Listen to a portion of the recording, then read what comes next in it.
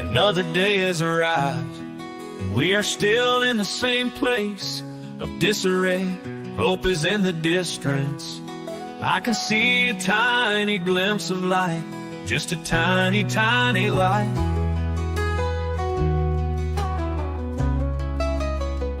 It is there, I know it. I can feel it in my heart. I have prayed for it for oh so long. I know that it is coming our way. Tomorrow may not arrive. Yesterday has gone, but this I know. Today is gonna turn out just right. Colonel Chris is a ray of sunshine. He has arrived just in time to keep that tiny light in the horizon still burning bright. Our prayers are being answered, so don't despair. Someone we can trust, which has been a long time coming when our hopes were shattered.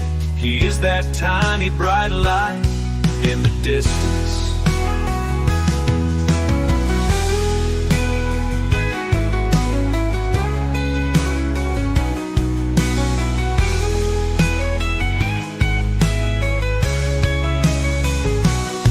Tomorrow may not arrive.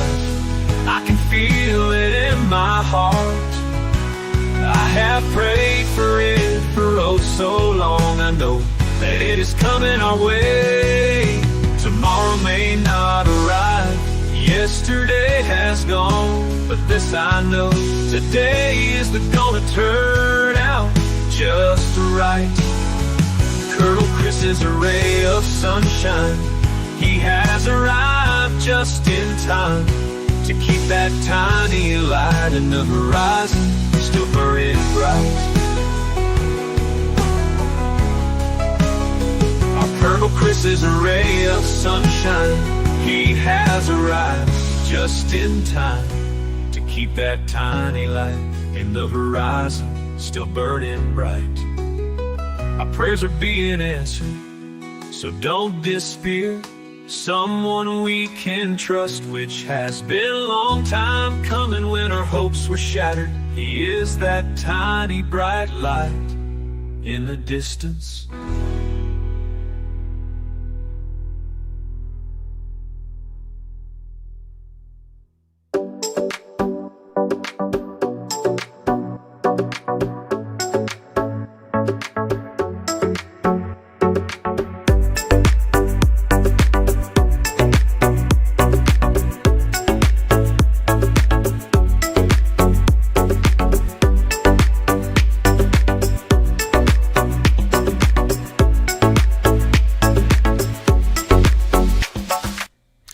Hey folks, welcome back to the program. Surprise, surprise, it is. Well, what's with the beard? It's looking all kind of like a laid on or something there. Let's get that out there. Come on.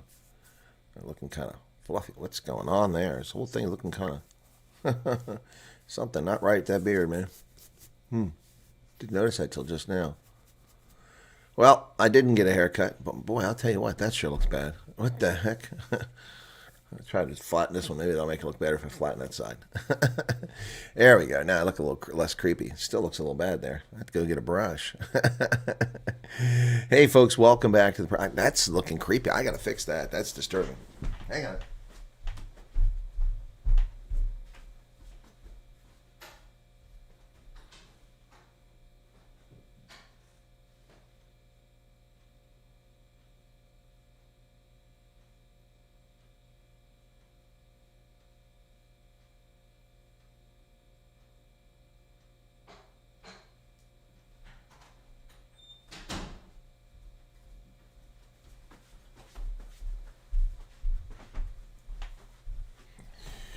You gotta be careful there, folks. You don't know it. Vanity will creep up and grab you just like that, man.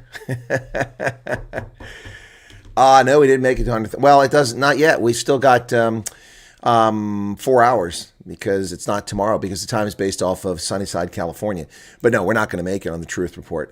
C'est la vie. Such is life. The good news for me is, much to my surprise, one of the folks reported earlier reported earlier that the military was getting and retirees are getting paid, and I didn't think it was true. Well, we are 400 short, 99,600. Well, came 400 short, close. But the truth report, in a matter of just a few months, is going to get 100,000 subscribers, and it took me 6 years to get there. Actually, it took me a few months to get there. After YouTube, I got around their shadow banning for a little bit. But yeah, 400. So we got 4 hours, and we're not going to get 400 more. So, oh well, such is life. I can't afford to come to South Africa right now anyway. I just don't have the money. So yeah, it costs a lot of money for me to make these trips. And I had a big trip to South Africa this year, then a trip to Alabama, then a trip to England for a month, and then I'm still paying those bills. Still have to pay my rental car from England. That hasn't been paid off yet. It's due in this month's credit card bill, which thankfully I just got paid, so I'll be able to pay that bill now. Yet, much to my surprise, I got paid. I was shocked. The Trump administration finds itself in a bind here because federal law prohibits them from spending their emergency funds to buy food stamps, to give money to people to buy food stamps, yet a judge has told them to do it, which violates the law. So they're in a bit of a bind, a conundrum here. They've gone back to court and said, well, what are we supposed to do? The law says we're prohibited. You're ordering us to break the law. When a judge orders you to break the law, there's a problem. That's legislating from the bench, and that's a violation. And so that's a judge that probably should be removed from the bench. I'm just saying. Well, let's see who's here tonight. Estelle Edwards, Karen Lung, Denise Bellingham. Dogzilla's here. No trick-or-treaters. I had 79 little kitties come by here. 79. Gonna be a long day. Been awake since midnight. Odd. Sounds like running across the roof, but they sleep at night. That's strange, Karen. Del Marie, what's going on? Okay. Kathy. And then we've got El Marie. Welcome to you. Alex, in from Ohio. Jane Spence. Sean Spence. Andre Monstart.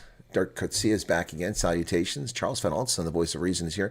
Chantal Ventura, Phoenix, 787 Dreamliner, my favorite passenger aircraft. Mitch, Gina Mullman, Konrad Gellenhuis, CB. Who else we got there? Letter Mogog.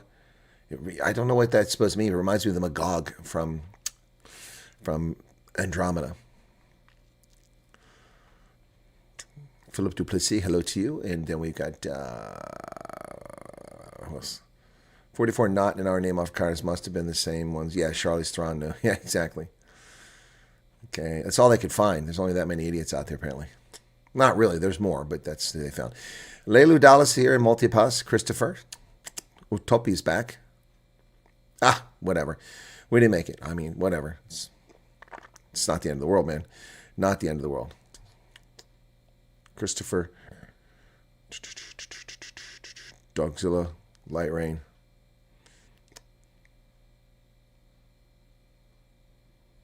Well, Del Maria, the deal was by the 1st, and at 3 a.m. my time, it will be the 1st. That's in 4 hours. You base it off of California. That's where all this stuff is run out of. So that's what we get paid off of. That's what we get likes off of. That's how our data is metadata is tracked by. Alphabet is California time. So that's the key there. So anyway, it's a pangolin. I had no idea. Thank you for that. I had no idea that that's a pangolin. Okay. You like the hat? Thank you very much. Yeah. Yeah, this one's getting kind of worn out. Yeah, this is one of my many campaigns. Yep. So they don't have hats for all the campaigns because some of the campaigns I was involved in, there just aren't enough people for them to make money off of. But that's Enduring Freedom. So this is... I've got this campaign under my belt, so I miss that sort of thing. Other news for me too, folks. It's too late for me now. Had I gotten this announcement 2 weeks ago, I could potentially have come to South Africa this month, but unfortunately, it's too late now. It's now already the 1st of November, and I found out today, the drop-dead date, that the 2 weeks of consulting for the exercise that I would do, which makes me some nice bit of money, is canceled because there's no budget. So they had to cancel the event, so that means I won't make that money. And, I would have worked, and 80% of that money that I cleared would have gone to just pay taxes. So, anyway, I will not be working those 2 weeks. So in theory, I could go to South Africa now, but in practicality, I cannot. So anyway, with the drop in revenue on the channel, I can't count on it as a backup because it doesn't make nearly as much money as it was earlier this year. So I'm going to have to hold off for a bit, but I could, in theory, have come in November now. I originally intended to come back to South Africa in November to cover the G20 summit. I'm an accredited journalist with the government of South Africa. I was there for the BRICS summit last time, a couple years ago, and I was going to be there for the G20, but it looks like a bridge too far. I don't think I can pull it off. So yeah, anyway. So much for that. What is 1 a.m. on the 5th? Amanda Larson, Francois Caldo, Brian Lawrenson, Del Marimo start. Rhino Girl's back. Hey, Rhino Girl. What's Sasa? Yeah. Catch 22. Yeah, it's all right, though. Yeah, so the good news is I got paid. The bad news is I lose consulting income. But my pay is bigger than my consulting income, so all things being equal, can't complain. Well, it'll take a lot of work to clean up Joburg. They need to fix the streets. They need to fix the streets. They got a lot of work to do. Stop the crime. It's crazy. The world's largest man-made forest, Johannesburg.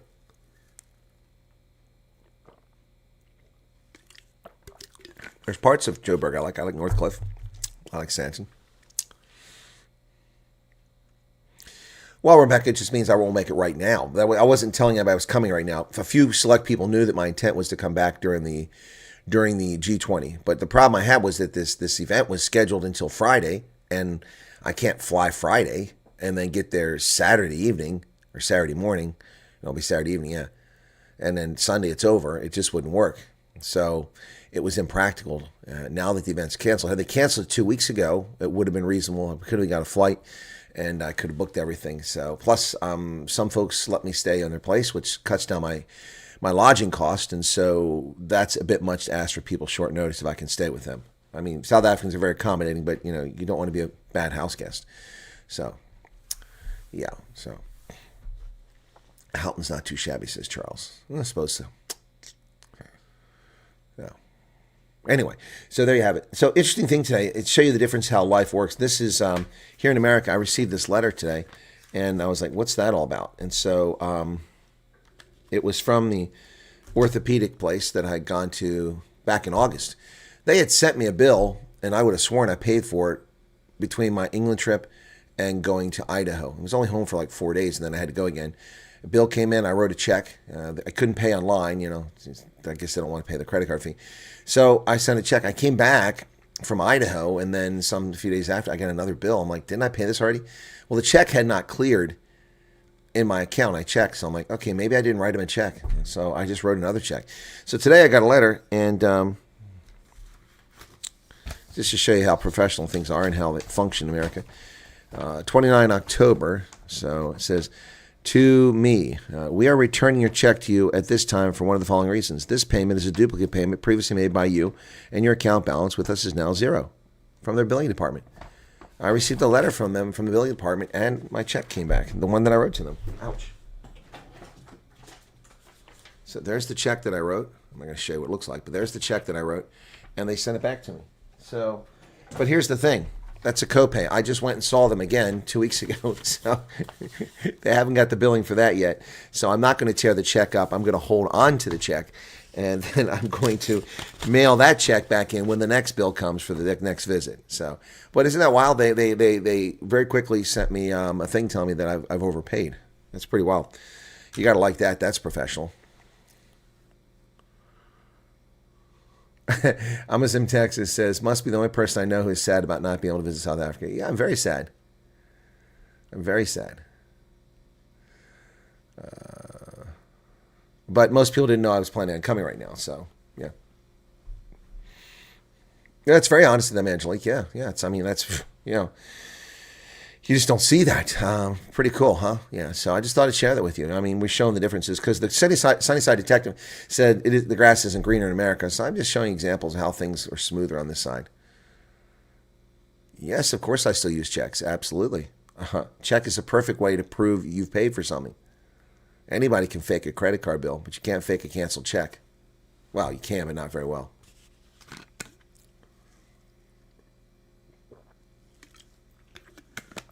I know, Charles in Phoenix. That's why I'm telling you about it.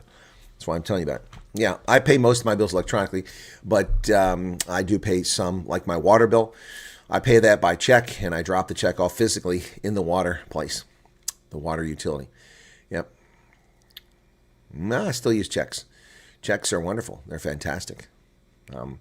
I hope we never get away from that system. I'm an early adopter of everything. I pay most things by electronic, but checks play a very important role. Yep. In fact, I have a check coming in the mail. Should have a check coming in the mail. Oh, you like the cap, Tom? Well, I guess a lot of people haven't seen this cap. I used to wear it more frequently, but I haven't worn it in a while. I wore it a lot. Excuse me. When I was campaigning for the state legislature last year. Something's not right there. There's no grass in South Africa. Yeah, well, I mean, we had plenty of fraud over the years too, but banks figured a way to eliminate most of that fraud. So anyway, no, I'm glad we have that. The thing I don't want to see go away is cash. I like all those options. I like cash, checks, not so big on money orders, but they're okay. Cash, checks, and credit cards, all fine with me. I get my pay by checks this 787 Dreamliner. There you go. See? There you go. Cool. Yep. In the Army, when I came in the Army in the 1980s, they were just switching over in the mid-80s to electronic payments to your bank account, direct deposit, they call it now. They called it SurePay, and they tried to make us all get it, but I didn't like that because back then in the Army, we had a pay officer. Some officer got the detail every month, some usually a second lieutenant. They went to the finance office. They drew a ton of cash out. They had an armed guard with them, a soldier. They went to the dining facility, the mess hall, and soldiers went in there and got their pay. That's how I got paid. There was no check. There was no deposit. I went and collected my pay, and they paid me right there. Yep. Now, I didn't make as money back in the barracks. I mean, I was making maybe $159 every 2 weeks at the time. Then I switched back to once a month. And the nice thing I liked about it is you could get Deutschmarks right there. So you got your dollars, and you could trade them in for Deutschmarks right there if you wanted. It was awesome. It was awesome. I loved it. I'll never forget that. That was cool. You stand in line, and you cash your check. You get your paycheck right there. I mean, that was awesome. We were on military barracks, so you didn't have to worry about thieves rolling you for the money. Yeah, it was awesome. Yeah, pretty cool stuff.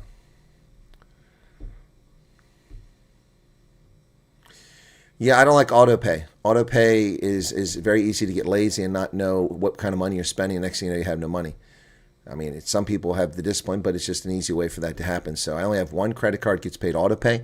It's because the stupid credit card was through Costco, and they switched from American Extortion to Citibank, and they changed the billing date from like the 10th to the 23rd, and it came at an odd time.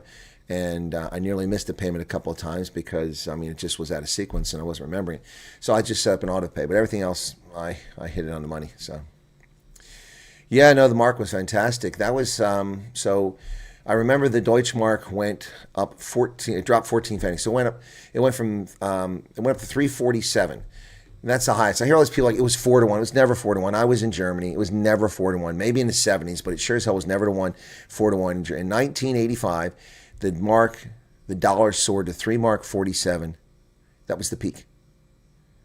And the way it worked is that the bank that had the contract providing banking service for American military in Germany got 2 pfennigs for every transaction. So it was 347 on the marketplace. That time was set at 2 p.m. when the market closed. And you could still go to the bank till 4 and get marks at the rate of that day. Or if it went up the next day, to get it the next day. So it went to 347. And then the next day, the decline started. It dropped 14 pfennigs to 331. You should have seen the line because that's the first time it had dropped since I arrived in June of 1984. June 1984 was $2 mark 62 to the dollar. And from then until March of 85, I think it was March, it continued to climb and it reached 347. So at the bank, you get 345. That's the best we ever got, not 345. I had all of like $300 in my bank account at the time. So I went and I stood in line forever. They had to stay open if the line was there when it closed. And so the bank was open later but I got in before 4, I think it was. Anyway, I got like over 1,000 Deutschmark, and I took the Deutschmark and went to my Sparkasse account and deposited it in my German savings account. And I felt flush with cash because it seemed like a lot. That's the highest it was. Dropped to 331, and then it started dropping down from there on. And then I hit the other end. I came back to Germany as a lieutenant, and it was down to almost, it was like 116 or something like that to the dollar. It was horrible. It was horrible. Really, really bad. Or 160, I'm sorry. I'm thinking of the euro. It went down like 160, 170 to the dollar, and that was terrible. It's very expensive. First Army pay was 65 Rand, Philip says. Well, yeah, but 65 Rand back then, that was a lot more money. I mean, When your wallet gets stolen in a foreign country, money orders come in extremely handy. It happened to me when I was touring East Asia. Yeah. Rena says, love having South Africa again. Well, Rena, I look forward to coming back at some point, yeah. Yeah, no, I got you, Karen. Debit orders, as you guys call it. We call it electronic payments. I don't like them either because, if there's a dispute, they get your money. They go back and fight for it. I'd rather know that what the bill is, dispute it before I pay them. Yep.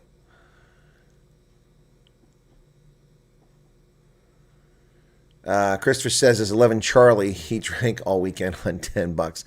Well, I think I told you guys a story about Jahrmarkt, 1984 in Bad Kreuznach in Rheinland-Pfalz in Germany. I was 84. I wasn't even 20. I went to Jahrmarkt. I got there around noon, and it's like a carnival. It's a fall festival. It's like Oktoberfest, you can call it that, but not. It's just Jahrmarkt means year market. End of the harvest season. Anyway, so I went there, and they got a big beer tent like they do in Oktoberfest. At least they did. Who knows if it didn't exist anymore. And I went in, and I think I bought myself one beer the whole time, and I had a liter of beer, And then some folks I knew came in, and they joined me, and then someone bought me a beer, and then went to the bathroom, came back, time passed, and wound up sitting at another table, and there was some Germans, and they bought me a beer, and then someone else bought me a beer.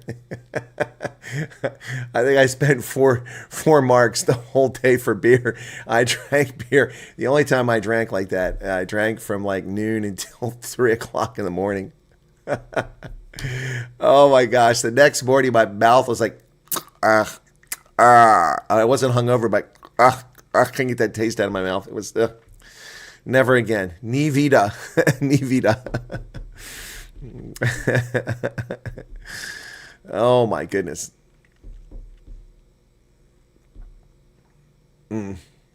Chris remembers those days, yeah.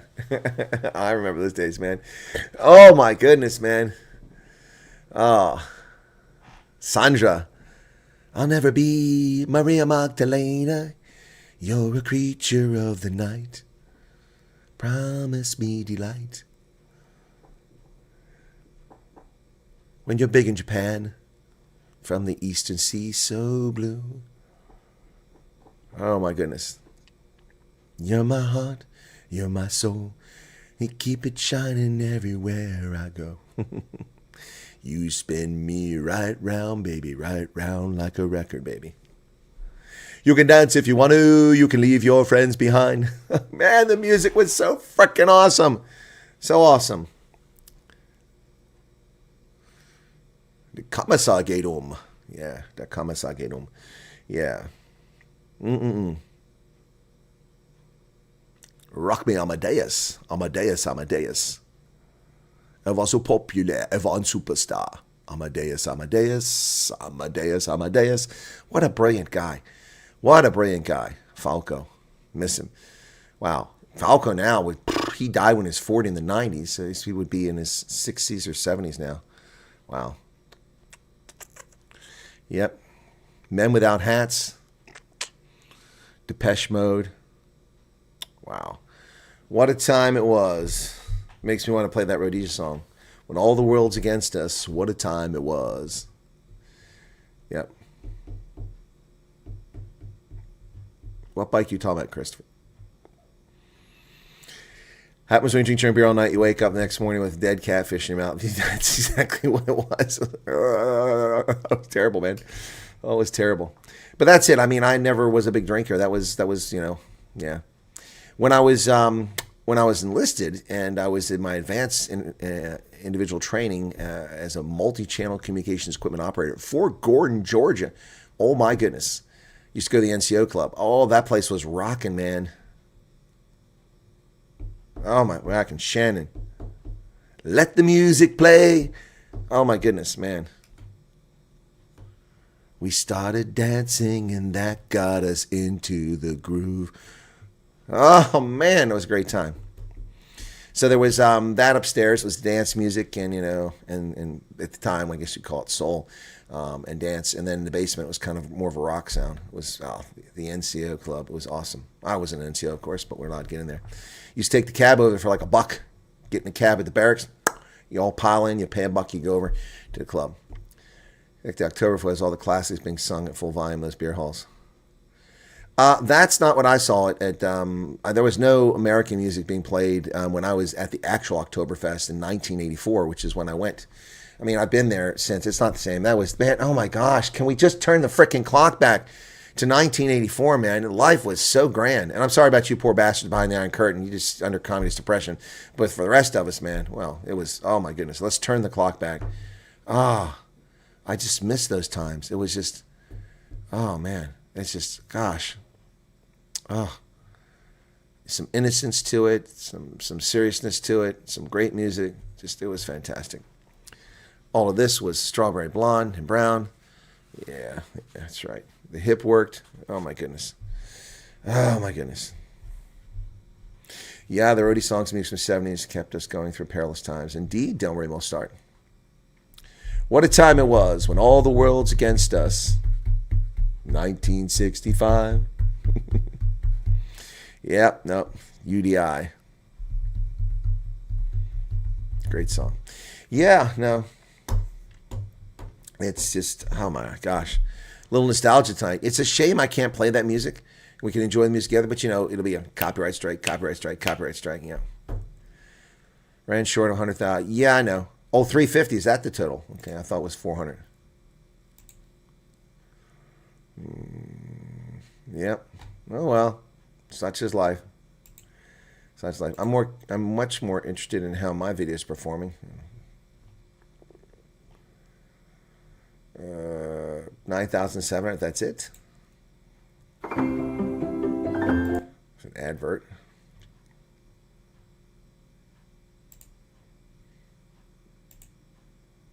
It's 9,700.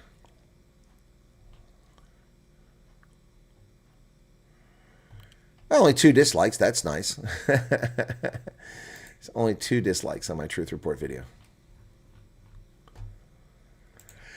Oh well. Oh. I notice I'm never on the banner. You know, Sama Sambit, Ronaldo get top billing up there. Other people, a couple people I've never even heard of, didn't even know they're with Truth Report, and now Rob's up there. That's cool, but I've never gotten top billing at the top of the channel. They don't put me on there. I'm an anchor, but they don't put me up there. Talk about. I feel like Rodney Dangerfield. I get no respect. Sandra Bunny Tyler, a total eclipse of the heart. Wake me up before you go. Don't leave me hanging on like a yo-yo. Oh man, Wham! Oh my goodness, Simply Red. Yeah, Meatloaf. And I would do anything for you, but I won't do that. Prince. Prince was fan. Prince is a shame, you know. That one's a surprise he went away. Boy George, weird, but a good guy. Fort Benning was happening the day. I don't know. I was never. Yes, Munich Oktoberfest was German music, no Western film. Yeah, then it was none. There was none. It's just all. It was. I'll never forget. I went to the was it the Hofbräuhaus tent, and we're in there because we walked. We parked somewhere in town. And we walked a long way to the Oktoberfest because we were downtown by the Glockenspiel down there by the Rathaus, and then we walked to there. It's a long walk. Anyway, we got there and we went into this Hofbräuhaus tent. And all these people were dancing on the table, drinking steins of beer. Prost, some. Anyway, and they were singing, and it was a funny German. And I went over, and they had a Southwest Africa flag, a German Southwest Africa. They were Germans from Namibia. Yeah. So at this point, it was still Southwest Africa. It wasn't Namibia. 1984. It was freaking awesome, man. They were fantastic. Some of you here in the chat might have been there that day. I could have met you for all I know, 1984 Oktoberfest. Yep. Yeah, and money had value back then. Yeah, now it's just worthless, you know. Look at my electric bill. Yeah, it's never been on there, Karen. My face has never been once on that banner. But, you know, I'm not making a big deal about it. Supposedly I'm a bigwig with the Truth Report, but I wonder if I really am. Anyway. He's going to eat some worms. What are you talking about? Andre Creel, hello to you. Thompson twins. Yep. Hold me now. Yeah. Yeah. Stay with me. Yeah, wow. The Thompson twins were really good too.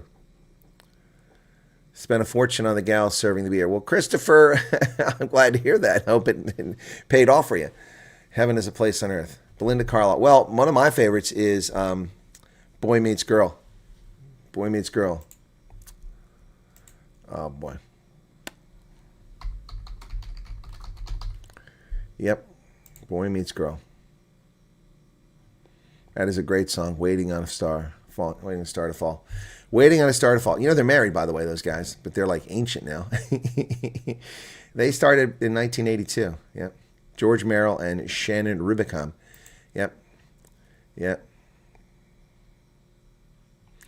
Yeah, that's just, they had, that album came out in 85, but they got together in 82. Waiting on a Star to Fall. That didn't come out till 88. I thought it came out sooner. Waiting on a Star to Fall. Madness, yeah. Oh, Madness was awesome, man. Our mum, she was so house proud. Nothing ever gets the best of her, and we're usually quite loud. Our house in the middle of our street. Our house. Yeah, good stuff, man. Yeah, I'm not a Pink Floyd kind of person, but that was a time for them too. Madness was great. Yep. What is Hendo's link there? Hendo's got a link. What's that? That link takes you to... Oh, that's my video. Yeah. Yeah. So that's a title I didn't pick. They picked the title. I let them pick the title. Yeah. Yeah, Belinda Carlisle. Madness was incredible. That wasn't the only song Madness had. They had several. Our Country in the Middle of Your Head, yeah. Well, don't forget, of course, Men at Work. She said, do you come from a land down under where women go and men... Can't you hear the thunder? You better go, you better take cover. Better run, better take cover. Yep, Men at Work. They were good. They had one great album. What a great sound they were, too. Hey, welcome to the Car Guards, the Flock of Seagulls. And I ran so far away. Yeah. The Clash. Rock the Casbah. Sharif don't like it, man. Big country. In a big country. Yep. Dexy's Midnight Runners, one song. Yeah, the Proclaimers. Yep. Very good. No, Christopher, I never went to a Monsters Rock concert in Nuremberg. All my friends did. They went all the time. They went in 84, they went in 85, they went in 86, they went in 87. I never went. I wasn't into rock in that way. I was more into pop at that time. I didn't appreciate rock at the time. I wish I had. I appreciate it now, years later. But, I mean, like when I was in high school, Journey was big, and I couldn't stand them. AC/DC was big. I didn't like AC/DC. But, you know, years later, I like AC/DC. Yeah, but, man, Journey now, can we pay enough dues and respect to Steve Perry and Journey? They were unbelievable. Unbelievable. Yeah, they were just amazing. Steve Perry. Yep. I think a lot of people then, but some of us didn't realize how good they were. Yep. Anyway, Alphaville. Loved Alphaville, man. Oh, Sherry. Oh, what a great song.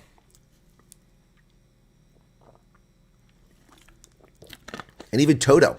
Toto was just a house band that got together in California. They were amazing. John Cougar Mellencamp was huge at the time, but I've since grown to detest him. He's an anti-American guy. But yeah, John Cougar Mellencamp, who wrapped himself in the flag, just like Bruce Springsteen. He just hate America.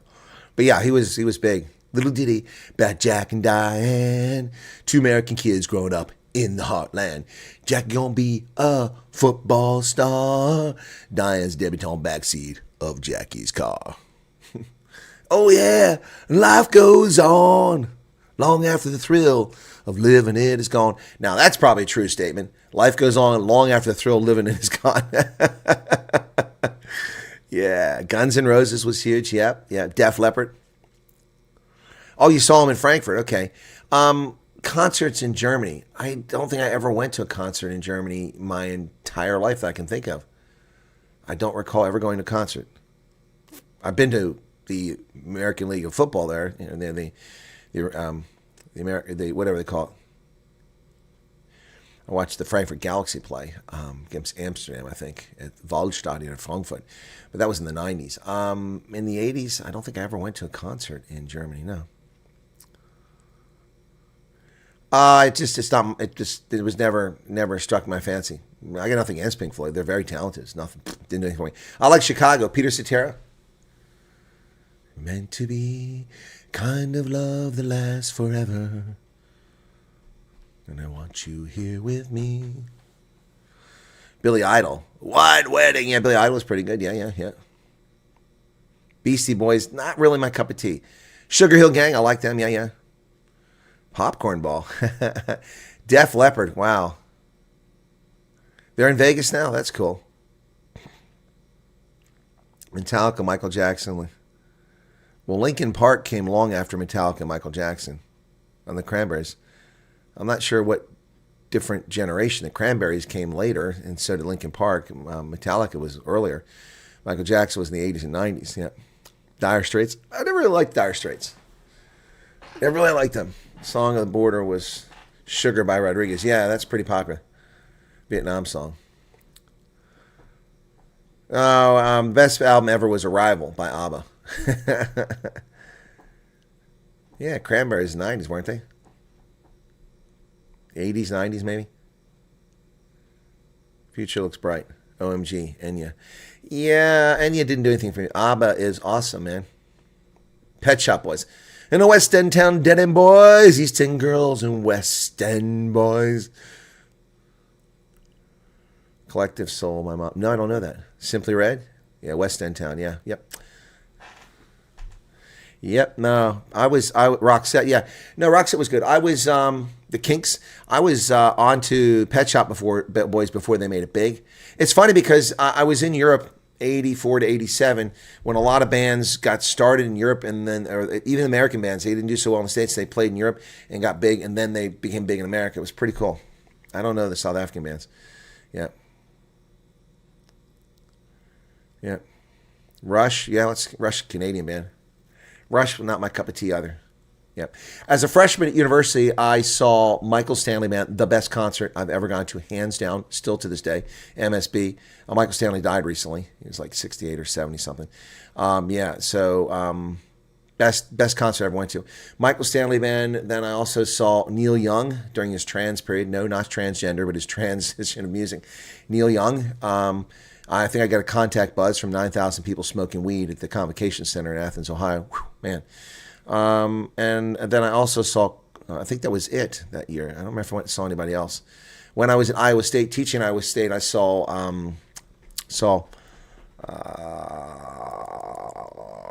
Rod Stewart. I saw Bonnie Tyler. I saw Hootie and the Suckfish.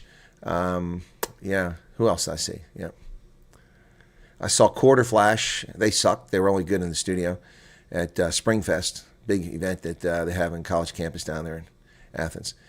We sent Billy Joel to Russia, and shortly after the Berlin Fall. Not really. Rammstein. Well, Rammstein was not my cup of tea either. I did listen to Bop in Germany.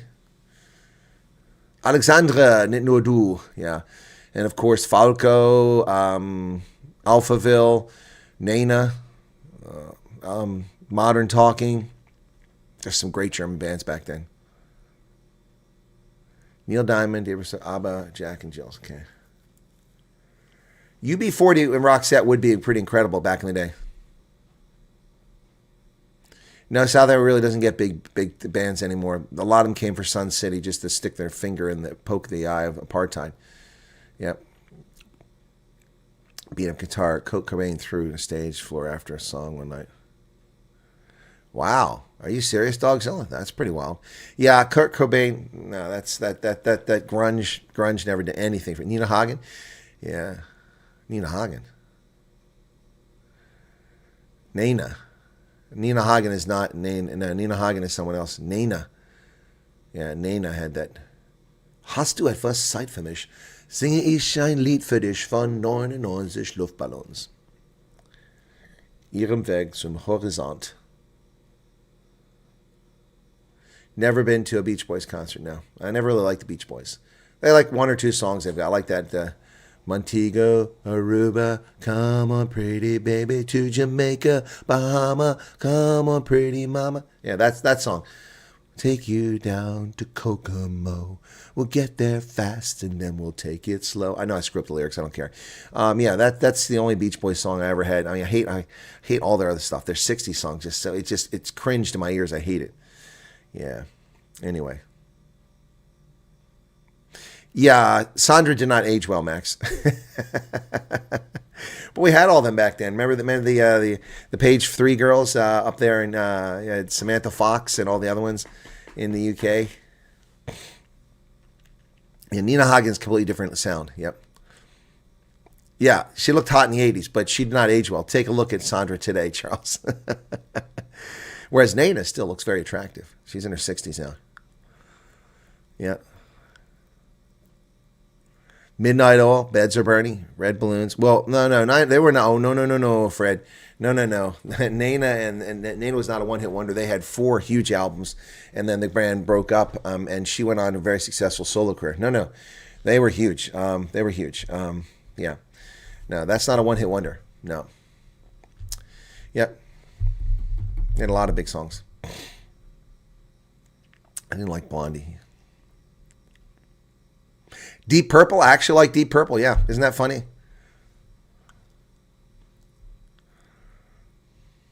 Yeah, who didn't know who Samantha Fox was, right? And then, of course, what's her name? Kim Wilde. We're the kids in America. I was in college when I heard the song the first time. I bought the album, and I was a Kim Wilde fan, yeah. And then along came a little bit later on. Someone came along a little bit later on and loved her, but then the gay community stole her. We've reclaimed her, but the gay community, especially in Australia, they love her. Anybody know who I'm talking about? Do the locomotion. Anybody know? Locomotion. Come on. You guys know what I'm talking about. Ted Nugent, yeah, pretty talented. Rush. Okay. Jethro Tull. Well, now you guys know all the serious rock stuff there. Kylie Minogue. That's right. I love Kylie. I'm with her ever since she did the locomotion when she's an actress. And then she's just awesome. And then the gay community appropriated her, man. She became like an icon for the gay community. I didn't get that. I don't know why gay people love Kylie Minogue so much. Oh, yeah. What a hottie. Yeah, Kylie Minogue. And quite innocent looking when she started, too. But man, oh, man, she hooked up with that creepy sex pervert from NXS, and he turned her into a slut. Turned her into a slut. Leonard Skinner. Wow. Locomotion. Yeah, No Wedding Reception, not Locomotion, the chicken song. All before my time. That's okay, Boss Kent. Give me some of your artists. You think I don't still listen to music? Other than Taylor Swift, I probably heard it. I mean, we were playing some of my stuff last night, Little Mix last night, Black Magic. And I got a copyright claim. I played like 7 seconds of Little Mix, and it wasn't even together. It was like 3 seconds here, 4 seconds there, and I got a copyright claim for playing Little Mix in excess. Yeah, they were good for a while. Saw Skinner Jackson one day. I would love to have seen Led Zeppelin. Yeah, it would have been cool. Kylie in Sun City. Yeah, no, she's incredible. It'd be great to see her. Yeah, but she got hooked up with that creep from NXS, and he just turned her into a total slut puppy. Yep. Kylie Minogue. I don't know that group, Philip. Okay, another Silverhead. Don't know that. You guys name some really obscure ones now. Final Countdown. You mean by Europe? It's the final countdown. Well, of course, the all-time. This one is. You always hear this. You know, I'm surprised this isn't playing more rugby because he's playing Neil Diamond. But you got Rick Astley. Oh, Rick Astley. I remember Rick. He's back now. Rick Astley took like a 20 almost 20-some year hiatus, almost 30-year hiatus because he raised his kids. And then he got back into music. Rick Astley had an album out a couple years. I bought it. Rick Astley rocks, man. You're no stranger to love. You know the rules, and so do I. Rick Astley was the bomb, man. And that was late 80s. That's right. Yep. Oh, Rick Astley, man. Yeah, Irina, it's amazing how quickly time goes by. Yep. No. Yep. Final Countdown was Europe, yeah. And one song. That's one hit wonder.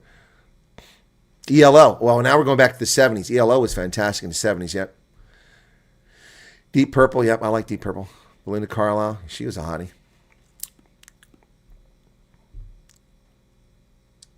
Well, yeah, that's the same way with me, Sumarine, but some groups just tend to have a lot of music I like.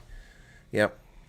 So, you know, we played years ago when this channel first started, the original channel. We played note for note. You know, name that tune. Somebody was really good, but I think they were cheating, man, because they can name it after one or two notes. It was unbelievable. Most iconic music video, YouTube, Streets, No Name. Yeah, the War was the best one. So I mean, back in the early days, of course, you had the first video that was ever played. Video Killed the Radio Star. That video is incredible. Then you had Aha, Take on Me, which is kind of a cartoon thing. That was amazing. You had Thriller by Michael Jackson, and you had War by U2. All of those were iconic videos. Elvis is awesome. You're right. Yep, you're right. Frankie Goes to Hollywood. Duran Duran. Yes. Flock of Seagulls. Yep. Yep, Hendo, that's right. That live stream had over 100 copyrights. Well, not strikes, but copyright claims. We got cut off like twice that night because I played a song and got instant cut off. We had to restart. What a night that was. Yeah. Can you name that tune? Smoke on the Water, yep. Well, Radio Gaga, yeah. Radio Gaga. One of my all-time favorites is CCR. I love Creedence Clearwater Revival, too. Okay, so I will admit this. You know, Ronaldo's in love with Queen. I mean, if Freddie Mercury was alive today, he'd probably try to date him. That's how much he loves Queen. But I never really appreciated Queen until after Freddie Mercury was dead, and until long after that. You know, so yeah. But they're incredible. What incredible talents.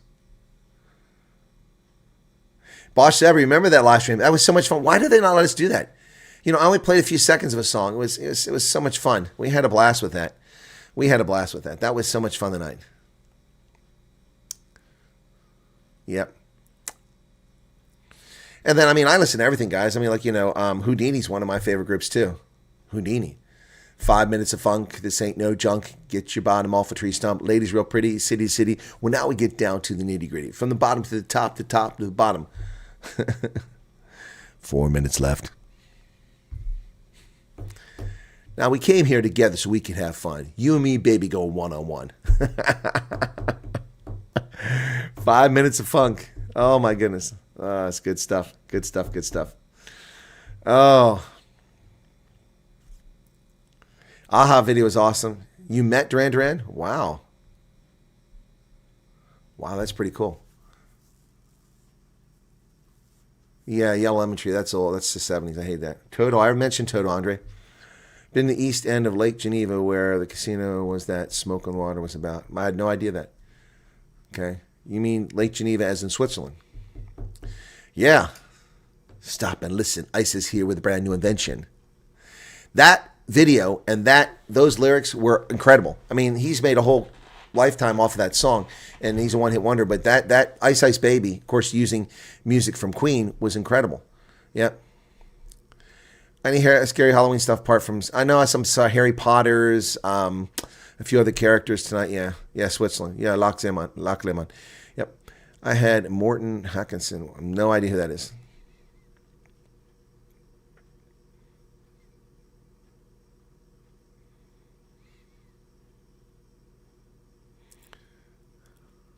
Cardboard Mouth. Retha, are you like an hour behind the stream right now? Yeah, Vanilla Ice. That's incredible. I mean, and his moves were really good. He could dance too. Yeah. Oh, he was the lead singer of Aha. Chris de Burgh had a few big songs back in the day. Yeah, he was pretty good. I mean, there was just such amazing music coming out in the 80s and even into the 90s, but it kind of tapered off and, you know, we went towards grunge and yeah. And then we wound up with Taylor Swift. Oh, God. And Nicki Minaj, actually kind of like Nicki Minaj. She's nasty, but her songs are great. Her ability to just you know, rapid fire the lyrics out is just amazing. Nicki Minaj. We're brought live was throwing copper lightning crashes. Huh. Tupac getting shot kind of does it to people. Yeah, a lot of things kind of went sideways there. Yep. A lot of great stuff, yeah. Step right up. Jive Bunny. Don't know Jive Bunny, man. Anyway. Yeah, so good stuff, man. Good stuff. I'm tempted to play a little of that note for note now. No, people are upset with the misogynist chief. What's happening in Tanzania? I didn't see any news come across the wire on that.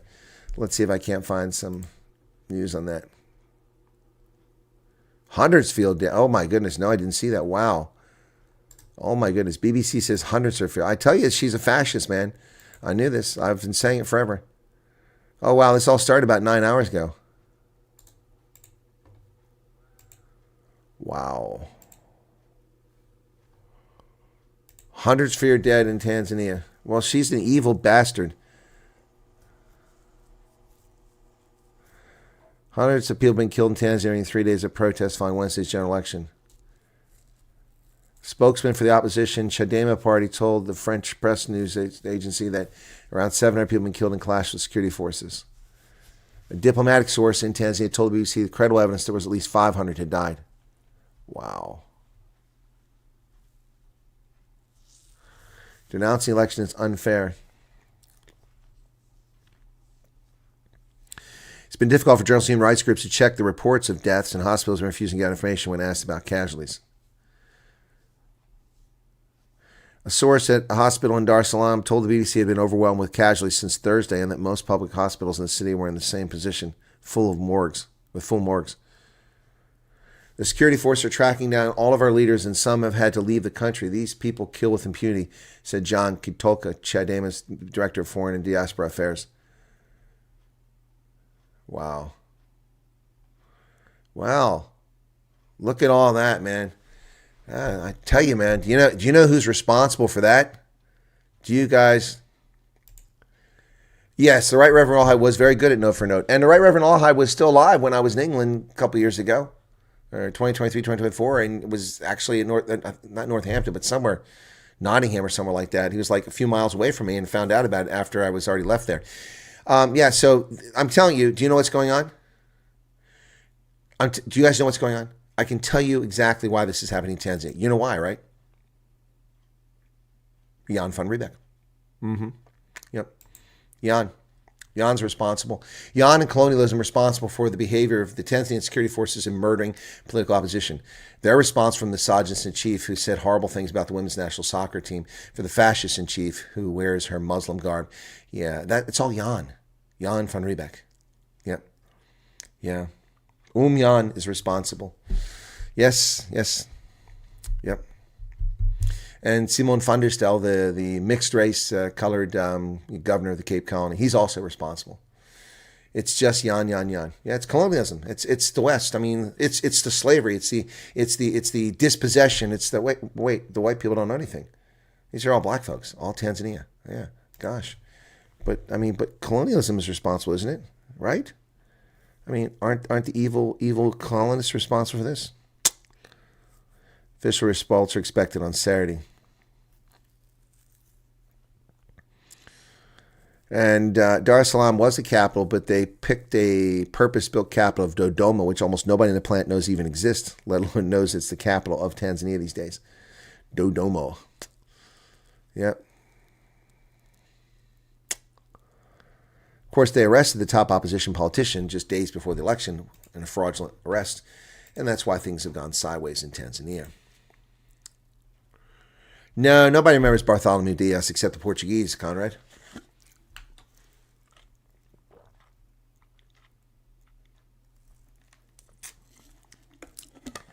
I hate Cat Stevens.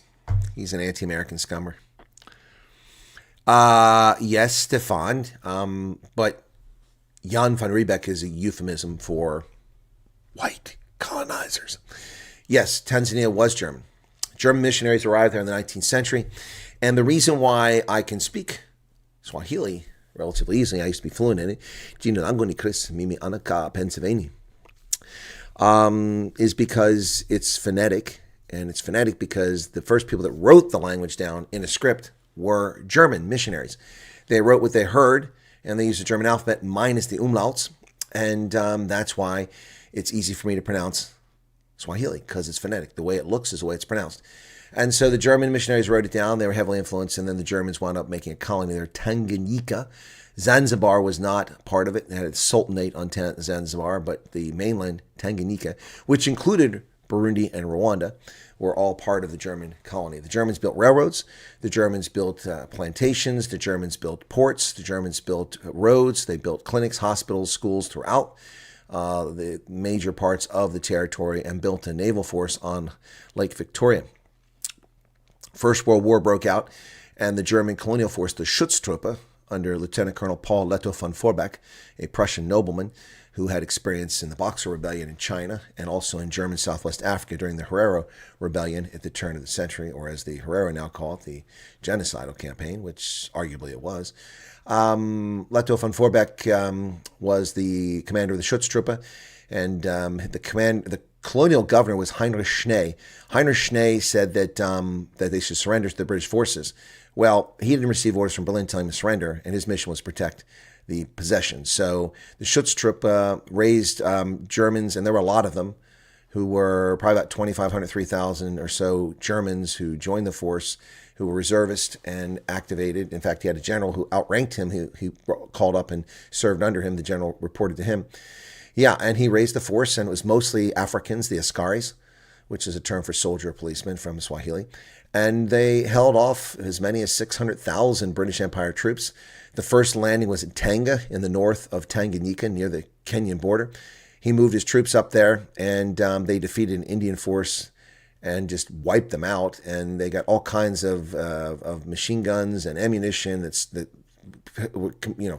supplied them for a long time after that. Unfortunately, they lost some key German officers in that first engagement, and he realized quickly that pitched battles were not the answer, and he resorted to guerrilla warfare. And arguably, one of the most successful guerrilla campaigns in the history of warfare was what he did from 1914 until the end of the war.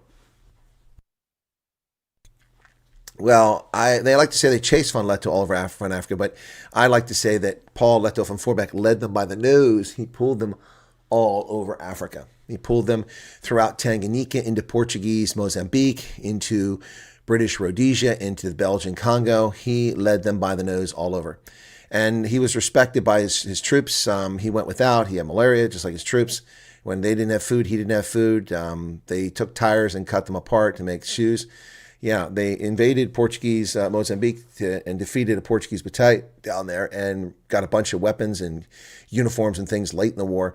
He only surrendered after the German forces had all ended the war, and when he received a telegram was given to him. He was greeted as a hero back in Germany. The it's not sector, but the one campaign where Germany never lost in the First World War. He went back there in the 1930s. 20 years after the war was over, and he was greeted like a hero. And a huge parade for Paul Lettow von Vorbeck. Yep.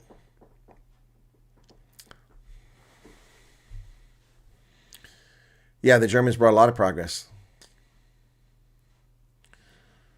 My grandfather fought under Jan Smuts in German South Africa. I also have a letter from my grandfather thanking him for his help. Okay. Grew up with a father that was a huge Janis Joplin fan. Never liked her.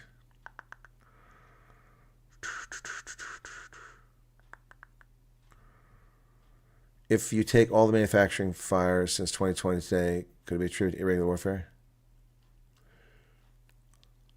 Are you talking about in the U.S.? Well, we had, during the Biden regime, a strange situation during lockdown of a bunch of major warehouses burning down. Remember that? No one's ever explained that.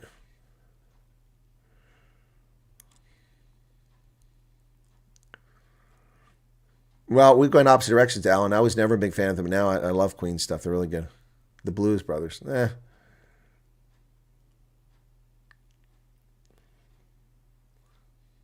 New Mexico. Navajo. Okay, guys, you got news. Okay, Mexico oil explosion.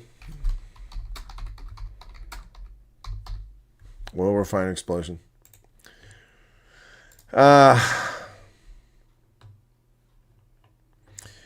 Emergency crews responded today to an explosion in an oil refinery in New Mexico as thick smoke emerged from the plant and drifted across parts of the city of Artesia before crews extinguished it. The Navajo refinery operator H.F. Sinclair said the fire had been extinguished and 3 people were transported off-site. No other injuries reported. The smoke had dissipated by Friday afternoon. The roads were reopened. So I had to go to the county seat earlier today and pick up my bag and my supplies for the election. It has all my poll books. It's sealed. I can't open it up until the morning of the election. I had to pick that up for Tuesday morning, and it's kind of annoying. They used to deliver it to our homes on Saturday. Now they make us go down there. And when I left here, I intended to get a haircut, so I went to the barber shop, and there were 5 people. I was going to trim my beard too.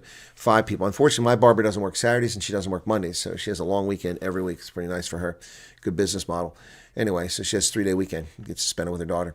Anyway, so I left and drove down there, and I went across the district through the back roads to the highway, because we have a state route on this side, and on the other side we have interstate.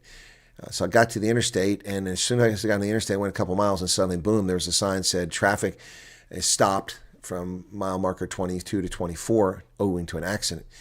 So I'm like, I got no option. There's not really other roads to get down there. I'm short on time. I have to get there. I have to pick up my stuff right away, and then I have to turn around and come back and pick up my crabs before they close. And so I had to go over, down, then back up, and there wasn't much time. So I went to the barbershop, 5 people there. I'm like, 10 minutes each minimum. I can't wait. That's going to be 45 minutes to an hour, best case, and I got to get out of here.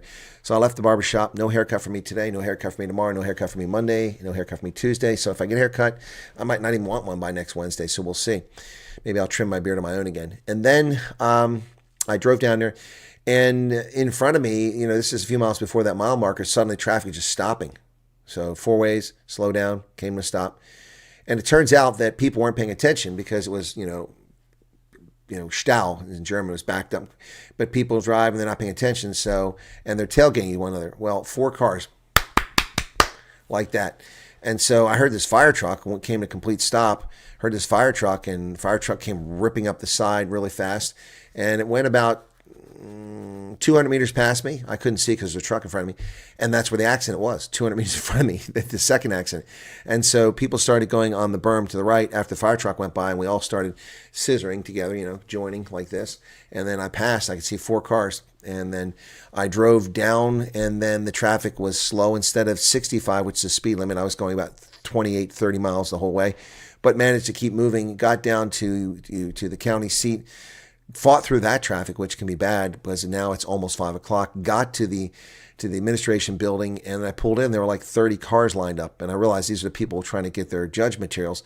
So I went and parked down by the door, drove past them all, parked, got out of the car, walked over the door, opened it up as they opened, and got my material and left. So I would have been sitting there half an hour waiting for that stuff. And when I left, there were like 45 cars backed up. So I would have been there for a long time. I got back on the highway, and the traffic was pretty good coming back up. Got my crabs at about 5:35, about 5:32 instead of 5:30. Came home. Yep. I don't know if that's the case, Holden. Ooh, Tulpe has to go to work on a Saturday. All right, Chris Monty, how you doing there? Okay, ironically, it's cloudless today, Sister Fun.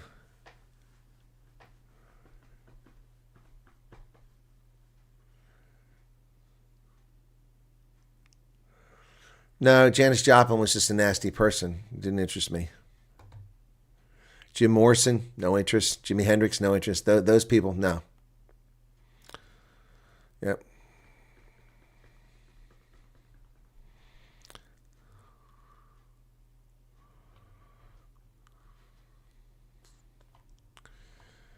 What's this correct? Somebody said correct. Right. Yep, Paul Leto von Vorbeck chose his battles. He wasn't chased around. That's what the British Empire and the South African troops said. They chased him. He led them by the nose. Yeah, and his success was staying in the battle. He stayed in the fight until the end, after the armistice. Yep, Paul Leto von Vorbeck. So the Nazis tried to co-opt him in the 1930s and make him a general in the army, and and use him, but he wanted nothing to do with the Nazis.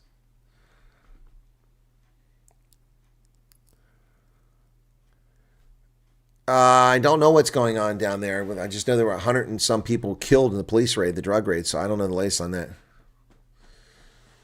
JJ was rough looking too. Who's JJ? That's not news that stands out prominently when I do this here. So Republicans have rejected Trump's demands to scrap the Senate filibuster, so nuclear option they're not going to go with.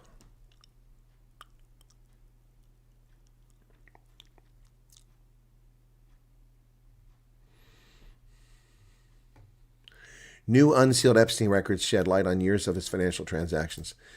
Well, there you go. Everybody freaking out about that. More Epstein records. Republican leaders reject Trump's call for ending the filibuster. Back from a week abroad, President Trump threw himself into the shutdown debate, calling on the Senate to scrap the filibuster and reopen the government, an idea swiftly rejected by Republican leaders who have long opposed such a move. Trump pushed his Republican Party to get rid of the Senate rule that requires 60 votes to overcome objections and gives the minority Democrats a check on GOP power. Choice is clear. Initiate the nuclear option, get rid of the filibuster, he told. But Trump was unsuccessful. They said nope. Newly unsealed Epstein records shed light on years of financial transactions. 1 month after Jeffrey Epstein died in a jail cell while awaiting trial on sex trafficking charges, J.P. Morgan Chase reported to U.S. authorities of more than $1 billion in transactions it viewed as suspicious. So wait a second. So J.P. Morgan let $1 billion in transactions pass that were suspicious, and they only reported after he'd been arrested and he died? Karen says, I wish you'd been my history teacher in South Africa. What I remember I hated most was learning all the political history of South Africa. Yeah, I don't really care about the politicians. I care about the impact of what they did. So, yeah, I wouldn't spend all my time telling you about the history of the politicians. It would be mentioned, but it wouldn't be a focus.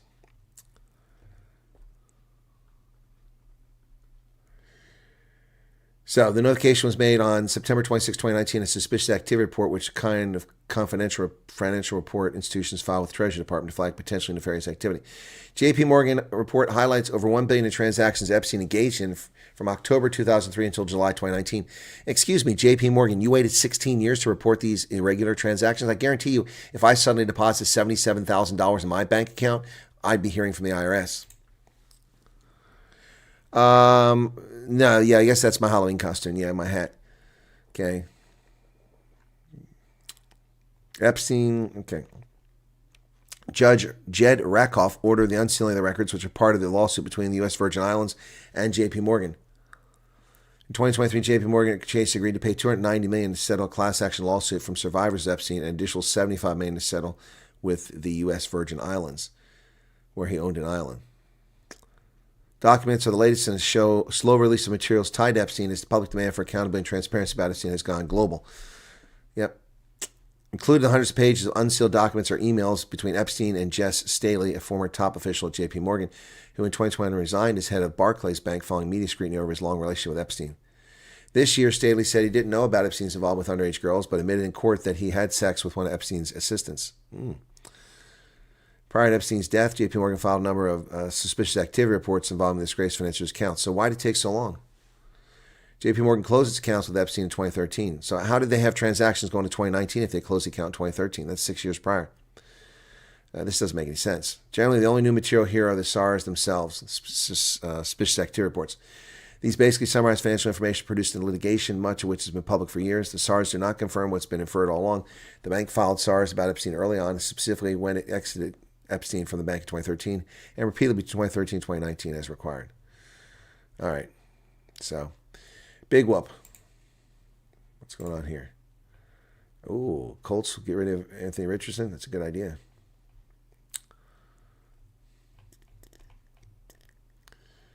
It's been widely reported that cornerback Woolen. Anyway, that's useless. You guys don't care about that. If World Rugby really want to grow the game, they should somehow get ex-World Rugby coaches a second to it. Yeah, well, I would agree with that. They'd also need to fix officiating.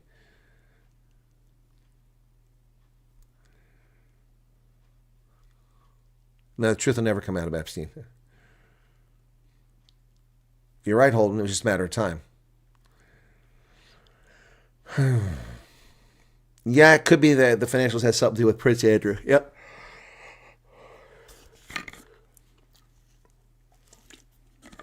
Why did J.D. Vance float Jamie Dimon's name for the Treasury? Because he's the most famous banker in the world, and until recently was one of the smartest bankers in the world. He said some stupid shit in the last 2 years, though. But I never liked the Doors.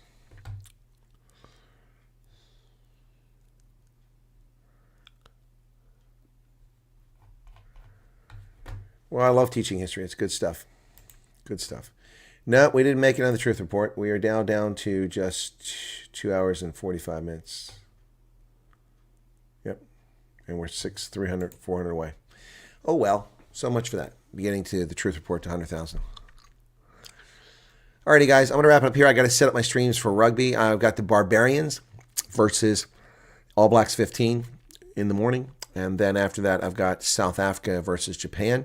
And I will be doing the New Zealand and the Ireland game out of Chicago. I have access to that game. I wasn't sure if I had it. I wasn't sure about the Barbarians game, but now I've confirmed both.